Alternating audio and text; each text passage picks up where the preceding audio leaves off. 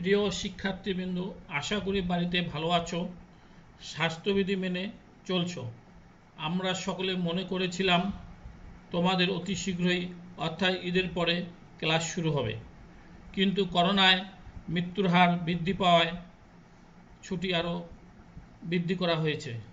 জানি না কবে তোমাদের সঙ্গে আমাদের ক্লাসে দেখা হবে, আমরা তোমাদের সরাসরি ক্লাস নিতে পারবো, তাই বাধ্য হয়ে অনলাইনে ক্লাস নিতে হচ্ছে। আজ আমি তোমাদের আলোচনা করব সমবায় সমিতির সংজ্ঞা, সমবায় সমিতির উদ্দেশ্য এবং সমবায় সমিতির নীতিমালা সমূহ। প্রথমে আমি আলোচনা করব সমবায় সমিতির সংজ্ঞা। পারস্পরিক অর্থনৈতিক কল্যাণের লক্ষ্যে একই এলাকার সমশ্রেণী বা পেশার অভিন্ন চিন্তাধারার সমমনা কিছু ব্যক্তির সম্মিলিত প্রচেষ্টা ও সম অধিকারের ভিত্তিতে দেশের প্রচলিত আইনের আওতায় যে গণতান্ত্রিক রীতি সমৃদ্ধ প্রতিষ্ঠা গড়ে তোলে তাকে সমবায় সমিতি বলে। বাংলাদেশে বর্তমানে 2001 সালের সমবায় সমিতি আইন, যা 1984 সালের সমবায় সমিতি অধ্যাদেশ স্থলে প্রণীত, এর আওতায় এরূপ সমিতি গঠন ও পরিচালনা করতে হয়। আবারও বলছি, বাংলাদেশে বর্তমানে 2001 সালের সমবায় সমিতি আইন অনুযায়ী পরিচালিত হয়। সমিতির অর্থ হল সকলের তরে সকলে। সমবায় অর্থ হল সম্মিলিত প্রচেষ্টা। পারস্পরিক সমঝোতা থেকে এর উদ্ভব হয় বিধায় এর আরেক নাম সহযোগিতা। সমবায় সমিতির সংজ্ঞাটা তোমরা ভালো করে পড়ে নেবা। এখন আমি তোমাদের আলোচনা করব সমবায় সমিতির বেশ কিছু উদ্দেশ্য রয়েছে। যে সকল উদ্দেশ্য নিয়ে এরূপ সংগঠন প্রতিষ্ঠা করা হয় তা নিম্নে উল্লেখ করা হলো। প্রথম হচ্ছে আর্থিক কল্যাণ সাধন। সমবায় সংগঠন নিছক মুনাফা অর্জনের উদ্দেশ্যে গঠিত হয় না, বরং এর উদ্দেশ্য হল সমবায়ীদের আর্থিক কল্যাণ নিশ্চিত করা। এজন্য উৎপাদক সমবায় সমিতি যেমনই গঠন করা হয়, তেমনি বিভিন্নমুখী সুবিধা অর্জনের জন্য ক্রয় বিক্রয়, ঋণদান প্রভৃতি বিভিন্ন ধরনের সমবায়ও গঠন করা হয়ে থাকে। সমবায় সমিতির আরেকটি উদ্দেশ্য হল ঐক্য ও সংহতি সৃষ্টি।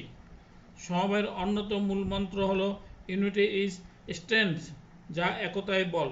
তাই শোষিত ও বঞ্চিত মানুষকে ঐক্যবদ্ধ করে পারস্পরিক সহযোগিতায় নতুনভাবে পথ চলতে উদ্বুদ্ধ করাও সমবায় সমিতির অন্যতম উদ্দেশ্য। সংঘবদ্ধ করা, মানুষকে ঐক্যবদ্ধ হওয়ার প্রেরণা জাগ্রত করে তাদেরকে সংগঠিত করার জন্য সমবায় সমিতি গঠন করা হয়। কর্মস্পৃহা জাগ্রতকরণ, জীবনযুদ্ধে পরাজিত হত দরিদ্র লোকদের মনে নতুন করে কর্মস্পৃহা জাগ্রত করাও সমবায় সমিতির আরেকটি উদ্দেশ্য। আত্মনির্ভরশীলতা সৃষ্টি, সমবায়ীদেরকে আত্মনির্ভরশীলতা করে গড়ে তোলাও সমবায়ের লক্ষ্য।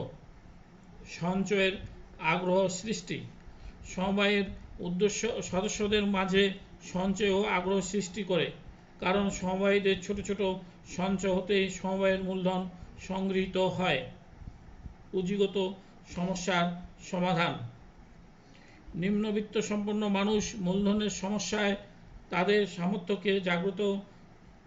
সামর্থ্যকে কাজে লাগাতে পারে না।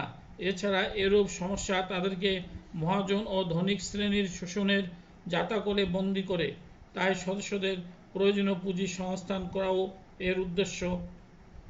দক্ষতার উন্নয়ন, সমবায়ের সাথে সম্পৃক্ত ব্যাপক জনগোষ্ঠীকে শিক্ষাদান ও প্রশিক্ষণের মাধ্যমে দক্ষ জনশক্তিতে পরিণত করাও সমবায়ের লক্ষ্য। মধ্যস্থভোগীদের উপদ্রব রোধ, মধ্যস্থভোগীরা নানাভাবে ছোট ছোট উৎপাদনকারীদের তাদের উৎপাদিত সামগ্রীর ন্যায্য মূল্য হতে বঞ্চিত করে। এদের হাত হতে রক্ষা করার জন্য ক্রয় সমবায় সমিতি বা বিক্রয় সমবায় সমিতি গঠন করা হতে পারে। সামর্থ্যের সমন্বয়, স্বল্পবিত্ত সম্পন্ন মানুষের সীমিত সামর্থ্যকে একত্রিত করে বড় ধরনের সমবায় গড়ে তোলাও সমবায় এর ফলে বৃহদায়তন ব্যবসার সুবিধা অর্জন করা যায় এবং সমিতির সামরিক আয়ের পরিমাণ বৃদ্ধি পায়। সর্বশেষ আলোচ্য বিষয় হলো অত্যাচার প্রতিরোধ। ক্ষুদ্র ক্ষুদ্র উৎপাদকগণ উৎপাদন কার্য চালাতে গিয়ে বিভিন্ন পক্ষ হতে নানা ধরনের অত্যাচারের সম্মুখীন হয়। এরূপ অত্যাচার প্রতিরোধ করে ব্যবসায়কে সহজ ও সুন্দরভাবে এগিয়ে নেওয়ার জন্য সমবায় সমিতি গঠন করা হয়ে থাকে। এই পয়েন্টগুলা তোমরা ভালো করে পড়বা এবং সৃজনশীল পদ্ধতিতে এগুলোকে কাজে লাগাবা। এখন আমি আলোচনা করব সমবায় সমিতির নীতিমালা বা আদর্শ সমূহ। এর প্রথম, সমবায় সমিতির প্রথম নীতি হচ্ছে একতা। একতায় বল এর প্রধান মূলনীতির উপর সমবায় সমিতি প্রতিষ্ঠিত। দারিদ্র সমমনা ব্যক্তিগণ ভবিষ্যতের আশায় নিজেদের সীমিত সামর্থ্যকে একত্রিত করে যেমনই সমবায় সমিতি গঠন করে, তেমনি সফলতা লাভে সকল অবস্থাতে এর সদস্যদেরকে ঐক্যবদ্ধ থাকতে হয়। সাম্যতা। সমবায় সমিতি সাম্যের আদর্শে অনুপ্রাণিত। এর সদস্যরা সামাজিক, অর্থনৈতিক বা পারিবারিকভাবে যেমনই হোক না কেন সবাই এখানে সমান মর্যাদার অধিকারী। সহযোগিতা। সমবায়ের আরেকটি মূল মন্ত্র হলো 10 মিলে করি কাজ, অর্থাৎ এক্ষেত্রে প্রত্যেক সদস্যদের সহযোগিতার মনোভাব ও পরস্পর সহানুভূতিশীল থাকা অপরিহার্য। সততা। সমবায় সংগঠনে এর প্রত্যেক সদস্যদের বিশেষত পরিচালকদের মধ্যে সততার গুণ থাকা এবং সংহতি ও সাফল্যের জন্য অত্যন্ত গুরুত্বপূর্ণ। আস্থা ও বিশ্বাস। সমবায়ের সফলতা লাভ করতে হলে এর সদস্যদের মধ্যে পারস্পরিক আস্থা বিশ্বাস থাকা অপরিহার্য।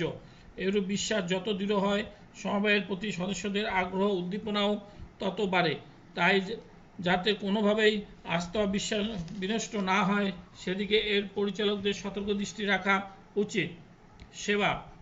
সকলের তরে সকলে আমরা এর মূলনীতির উপর সমবায় সমিতি প্রতিষ্ঠিত। শুধুমাত্র ব্যক্তি স্বার্থ নয়, সকলের স্বার্থকেই এখানে প্রাধান্য দেওয়া উচিত। গণতন্ত্র। সমবায় সমিতিকে সবসময় গণতান্ত্রিক রীতিনীতির প্রতি শ্রদ্ধাশীল থাকতে হয়। এর ব্যবস্থাপনা পর্ষদে নির্বাচনে সকল সদস্য স্বেচ্ছায় তাদের মতামত প্রকাশ করতে পারে। সিদ্ধান্ত গ্রহণের ক্ষেত্রেও গণতান্ত্রিক নীতিমালা অনুসরণ করা হয়। নৈকট্য। সমবায় সমমনা ব্যক্তিদের সংগঠন, তাই এর প্রতিষ্ঠার ক্ষেত্রে নৈকট্যের বিষয়টি বিবেচনা করা আবশ্যক। একই পেশার নিয়োজিত বা একই এলাকার বাসিন্দাদের নিয়ে তাই সমবায় সমিতি গঠন করা হয়। বন্ধুত্ব। সহযোগিতার উন্নয়নের জন্য সমবায়ীদের মধ্যে বন্ধুত্বপূর্ণ সম্পর্ক বিদ্যমান থাকা আবশ্যক। মিতব্যয়িতা। সমবায় কর্মবিত্ত সম্পন্ন মানুষের সংগঠন, তাই প্রচুর মূলধন সংগ্রহ এক্ষেত্রে সম্ভব হয় না। প্রতিযোগিতায় টিকে থাকতে হলে তাই এর পরিচালনার প্রতিটি স্তরে মিতব্যয়িতার নীতি অনুসরণ করতে আবশ্যক। এর সদস্যরাও যাতে প্রত্যেকে মিতব্যয়ী হয় তার জন্য সমবায়ের পক্ষ হতে উদ্যোগ গ্রহণ অপরিহার্য। শান্তি ও শৃঙ্খলা। সমবায়ের উন্নয়নের জন্য এর সদস্যদের মধ্যে শান্তি ও শৃঙ্খলা বজায় রাখা অপরিহার্য। সদস্যদের মধ্যে যাতে কখনোই বিরোধ ও অন্যায় প্রতিযোগিতামূলক মনোভাব সৃষ্টি না হয় এবং সমবায়ের নিয়ম নীতি যাতে প্রত্যেককে মেনে চলতে হয় তার জন্য এর কর্তব্য ব্যক্তি ও সদস্যদের সতর্ক দৃষ্টি রাখা উচিত। মুনাফা বন্টন। মুনাফা অর্জন যেহেতু সমবায়ের প্রধান লক্ষ্য নয়, তাই সদস্যদের আর্থিক কল্যাণের দিক বিবেচনা করে এর অর্জিত মুনাফা সবটুকু সমবায়ীদের মধ্যে বন্টন করা হয় না, বরং বিনিয়োগ সামর্থ্য বাড়ানোর জন্য নিট মুনাফা শতকরা 1 থেকে 5 ভাগ সংরক্ষিত তহবিলে জমা রাখা হয়। সমভোটাধিকার। সমবায় সাম্যের এক অনন্য প্রতীক হলো এর সদস্যদের প্রত্যেকের সমভোটাধিকার। প্রত্যেকের শেয়ার মূলধন যাই থাকুক না কেন, নির্বাহী পর্ষদ নির্বাচনে প্রত্যেককেই একটি ভোটের অধিকারী হয়। যে কোনো সিদ্ধান্ত গ্রহণেও এরূপ সমভোটাধিকারের নীতি প্রযোজ্য হয়। স্বেচ্ছামূলক সংগঠন নিরপেক্ষতা, এই দুটিও সমবায় সমিতির আরও দুটি নীতি। পরিশেষে বলা যায়, সমবায়ের সফলতা অর্জন করতে হলে উক্ত নীতি বা আদর্শসমূহ যথাযথভাবে অনুসরণ করা উচিত। শিক্ষার্থীবৃন্দ, তোমরা যদি ভালো ফলাফল করতে চাও তাহলে বাড়িতে বসে ইংলিশ, আইসিটি এবং হিসাব বিজ্ঞান ভালো করে পড়বা, তাহলে ভালো রেজাল্ট হবে, না হলে কিন্তু বিপদে পড়বা। আজ এ পর্যন্ত, ধন্যবাদ।